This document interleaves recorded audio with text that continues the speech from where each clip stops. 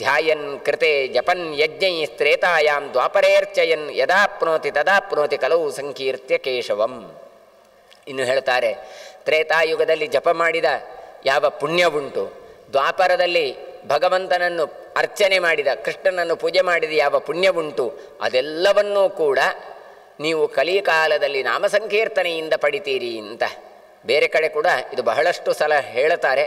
ಕೃತತ್ರೇತ ದ್ವಾಪರ ಕಲಿಯುಗದಲ್ಲಿ 4 ಯುಗದಲ್ಲಿ ಯಾವ ಯುಗ ಒಳ್ಳೆಯದು ಕೇಳಿದರೆ ಕಲಿಯುಗವೇ ಒಳ್ಳೆಯದು ಅಂತ. ಯಾಕೆ ಕೇಳಿದರೆ ಖರ್ಚಿಲ್ಲದೆ ನಾಮಸ್ಮರಣೆಯನ್ನು ಮಾಡಿದಾಗ ಕೃತಯುಗದಲ್ಲಿ ಮಾಡಿದ 100 ವರ್ಷದ ತಪಸ್ಸಿನ ಫಲವನ್ನು ಪಡೀಲಿಕ್ಕೆ ಬರ್ತದೆ ಹೇಳಿದರು. ಇಲ್ಲಿ 1 ಗಂಟೆ ನಾವು ಧ್ಯಾನ ಮಾಡಲಿಕ್ಕಾಗೋದಿಲ್ಲ. ಕಣ್ಣು ಮುಚ್ಚಿದ್ರೆ ಬೇರೆದ್ದೆಲ್ಲ ಕೇಳ್ತಾ ಇರ್ತದೆ, ಮತ್ತು ಕಣ್ಣು ಬಿಡುವುದಿಲ್ಲ ಅಷ್ಟೇ. ಯಾಕೆ ಕೇಳಿದರೆ ಎಲ್ಲಿಯಾದರೂ ಬಿಟ್ಟರೆ ಅವರಿಗೆ ಗೊತ್ತಾಯಿತು ಇವರು ಧ್ಯಾನ ಭಂಗ ಆಗಿದೆ ಅಂತೇಳಿ. ಆದರೆ ಒಳಗಿನಿಂದ ಲೋಕದೆಲ್ಲವನ್ನು ಕೇಳ್ತಾ ಇರ್ತೇವೆ. ಹಾಗಾದರೆ ಅಂತಹ 100 ವರ್ಷ ತಪಸ್ಸು ಮಾಡಿದ ಫಲ ಹರಿನಾಮ ಸ್ಮರಣೆ ಕಲಿಕಾಲದಲ್ಲಿ ಮಾಡಿದರೆ ಬರ್ತದೆ ಹೇಳಿದರೆ ಯಾವುದು ಒಳ್ಳೆಯದು? ಕಲಿಕಾಲವೇ ಒಳ್ಳೆಯದು ಅಂತ ಇದು ವಿಷ್ಣು ಪುರಾಣ ಎಲ್ಲ ಕೊಡ್ತದೆ. ಕಲಿಕಾಲವೇ ಶ್ರೇಷ್ಠ ಅಂತ ಹೇಳ್ತಾರೆ. ಇನ್ನು ತ್ರೇತಾಯುಗದಲ್ಲಿ ಮಾಡಿದಂತಹ 1 ತಿಂಗಳು ಮಾಡಿದಂತಹ ಯಜ್ಞ ಯಾಗಾದಿಗಳು, 1 ವರ್ಷ ಮಾಡಿದಂತಹ ಯಜ್ಞ ಯಾಗಾದಿಗಳಿಗೆ ಎಷ್ಟು ಫಲ ಅಂತ ಆಲೋಚನೆ ಮಾಡಿ. 1 ವರ್ಷ ಅಲ್ಲ, ಇಲ್ಲಿ 1 ದಿನ ಹೋಮಕ್ಕೆ ಕೂತ್ರೆ, ಅರ್ಧ ದಿನ ಹೋಮಕ್ಕೆ ಕೂತ್ರೆ ಕಣ್ಣು ಹೊಗೆ ಬರ್ತದೆ ಅಂತ ಒದ್ದಾಡುತ್ತೇವೆ. ಅಂಥದ್ರಲ್ಲಿ 1 ವರ್ಷ ನಿರಂತರ ಹೋಮ ಮಾಡಿದ ಯಾವ ಫಲವುಂಟು ಅದೆಲ್ಲವೂ ಕೂಡ 1 ದಿನ ಮಾಡಿದ ಹರಿನಾಮ ಸ್ಮರಣೆಗೆ ಬರ್ತದೆ ಅಂತ ಕೊಟ್ಟರು. ಆಮೇಲೆ ದ್ವಾಪರಕ್ಕೆ ಬಂದರೆ ಅಲ್ಲಿಯೂ ಅಷ್ಟೇ, 1 ತಿಂಗಳು ದಾನ ಧರ್ಮ ಮಾಡಿದರೆ ಯಾವ ಫಲವುಂಟು ಅದಿಲ್ಲಿ 1 ದಿನದಲ್ಲಿ ನಾವು ಮಾಡಿದ ಹರಿನಾಮ ಸ್ಮರಣೆಗೆ ಫಲ ಕಲಿಕಾಲದಲ್ಲಿ ಅಂತ ಕೊಡ್ತಾರೆ. 1 ತಿಂಗಳ ಬಿಡಿ, 1 ದಿನ. ಇವತ್ತೆಷ್ಟೋ ದಿನ ಬೊಜ್ಜದಲ್ಲಿ ಎಲ್ಲ ದಾನ ಕೊಡಲಿಕ್ಕಾಗುವಾಗ ಜನ ನೋಡಿದರೆ ಜನ ಸಿಕ್ಕೋದಿಲ್ಲ. ಕೊಟ್ಟರೆ ಅಯ್ಯೋ ಇಷ್ಟು ದಾನ ಉಂಟಾ, ಅಷ್ಟು ಜನರನ್ನು ಕರಿಬೇಕಾದ, ಬಂದವರು ಕೂಡ ನಮಗೆ ಬೇಡ ನಮಗೆ ಬೇಡ ಅಂತಲೇ ಹೇಳುವಂಥದ್ದು.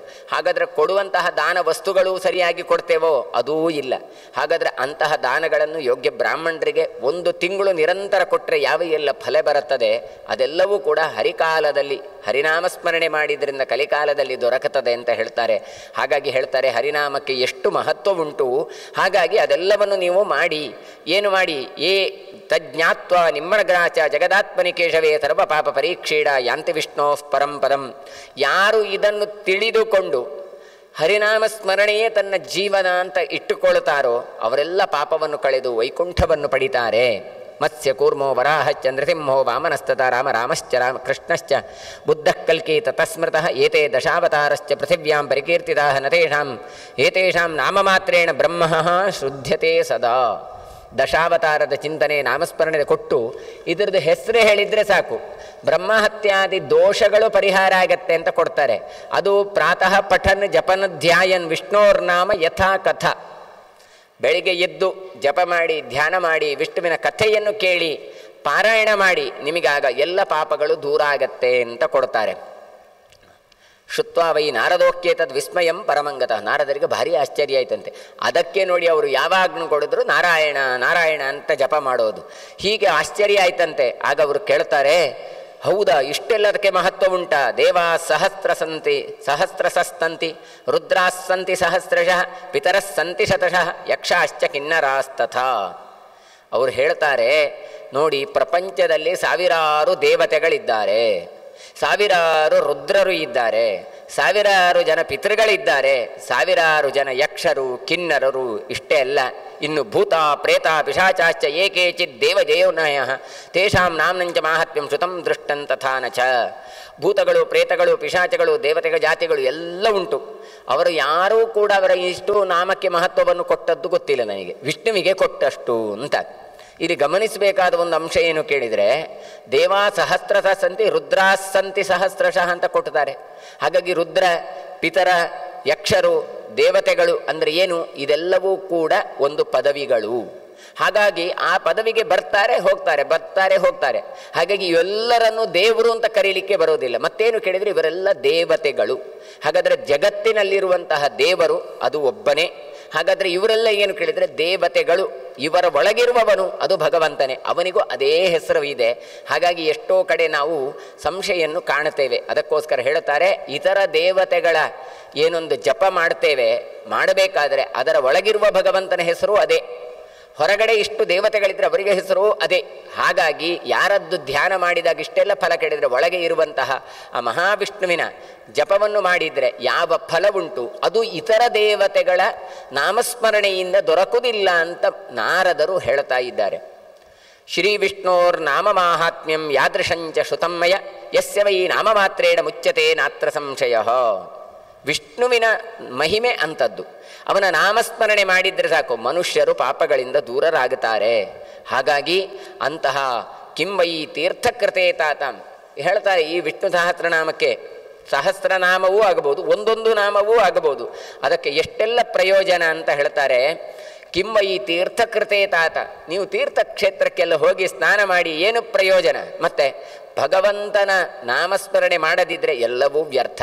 ಹಾಗೆ ಅಂತೇಳಿ ನೀವು ಇಲ್ಲೇ ಇದ್ದುಕೊಂಡು ವಿಷ್ಣು ಸಹಸ್ರನಾಮ ಮಾಡಿದರೆ ಸಾವಿರಾರು ತೀರ್ಥ ಸ್ನಾನ ಮಾಡುವ ಅಗತ್ಯವೂ ಇಲ್ಲ. ಏನು ಅದರದ್ದು ಫಲ ಈ ನಾಮಸ್ಮರಣೆಯಿಂದ ಬರ್ತದೆ ಅಂತ. ಯಸ್ಯ ವೈ ನಾಮ ಮಹಿಮ ಶ್ರುತ್ವಾ ಮೋಕ್ಷಮವಾಪ್ನುಯಾತ್. ನಾವು ಇವತ್ತು ತೀರ್ಥ ಸ್ನಾನ ಯಾಕೆ ಮಾಡೋದು? ದಾಟುವುದಕ್ಕೋಸ್ಕರ. ತರಣ ಅಂದರೆ ಹಾಗೆ ದಾಟುವುದು ಅಂತ ಅರ್ಥ. ಅದರಿಂದ ತೀರ್ಥ ನಾವು ಈ ಸಂಸಾರದಿಂದಲೋ ಕಷ್ಟದಿಂದಲೋ ಪಾಪದಿಂದಲೋ ದಾಟಿ ಹೋಗಬೇಕು ಅಂತ ಸ್ನಾನ ಮಾಡೋದು. ಅದು ಯಾವಾಗ ಬರ್ತದೆ ಪುಣ್ಯ ಅಂತ ಕೇಳಿದರೆ ಆ ಗಂಗಾ ಜನಕನ ಭಗವಂತನ ನಾಮಸ್ಮರಣೆ ಮಾಡಿದರೆ ಬರ್ತದೆ. ಅದಕ್ಕೋಸ್ಕರ ಹೇಳ್ತಾರೆ ಅದೆಲ್ಲವೂ ಕೂಡ ಇಲ್ಲಿಯೇ ಬರ್ತದೆ.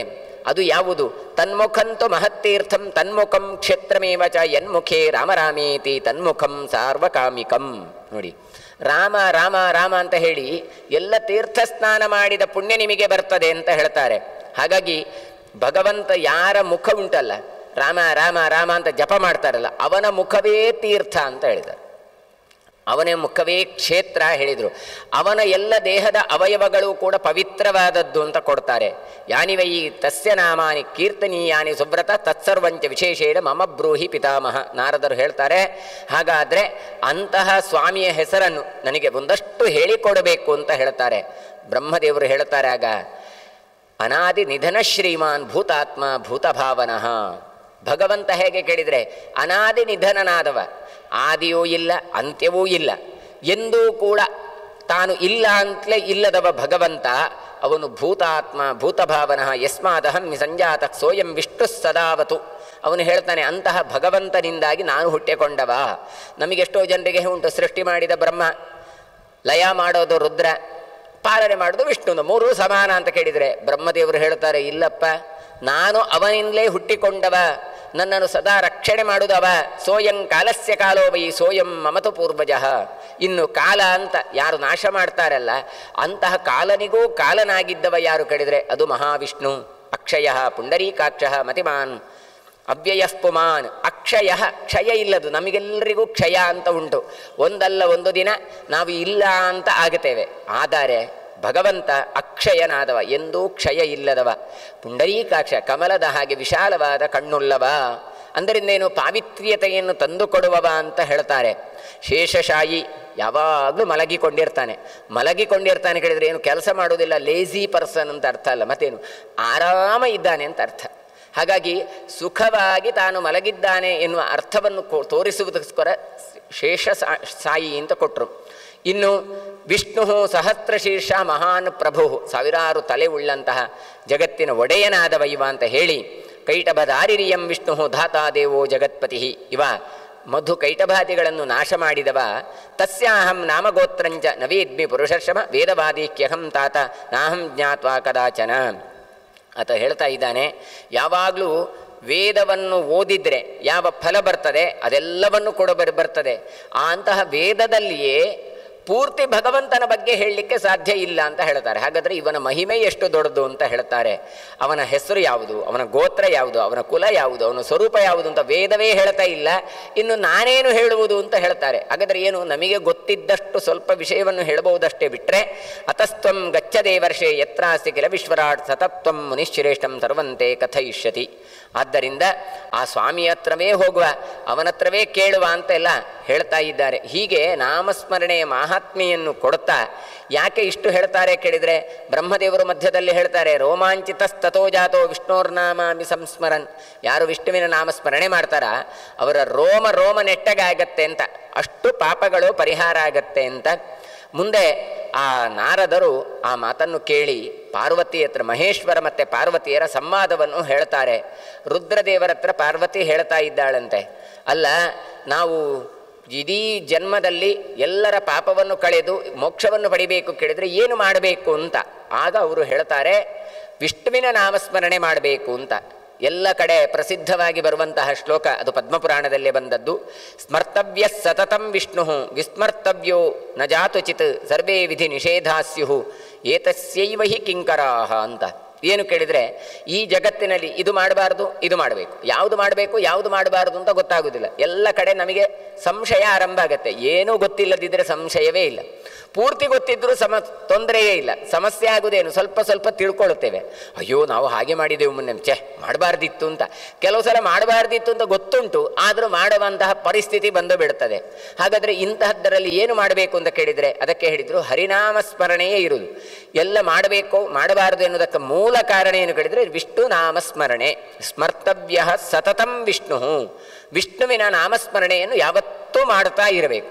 ಎಂದಿಗೂ ಕೂಡ ವಿಷ್ಣುವಿನ ವಿಸ್ಮರಣೆ ಮಾಡಬಾರದು. ಹಾಗಾಗಿ ವಿಧಿ ಮತ್ತು ನಿಷೇಧ ಅಂತ ಇದು ಮಾಡಬೇಕು ಇದು ಮಾಡಬಾರದು ಅಂತ ಬಂದದ್ದು ಯಾವ ಹಿನ್ನೆಲೆಯಲ್ಲಿ ಅಂತ ಕೇಳಿದರೆ ನಾಮಸ್ಮರಣೆಗೆ ಪೂರಕವಾಗಿ. ಹಾಗಾಗಿ ಅಂತಹ ನಾಮಸ್ಮರಣೆಯನ್ನು ಮಾಡಬೇಕು ಅಂತ ಹೇಳ್ತಾರೆ.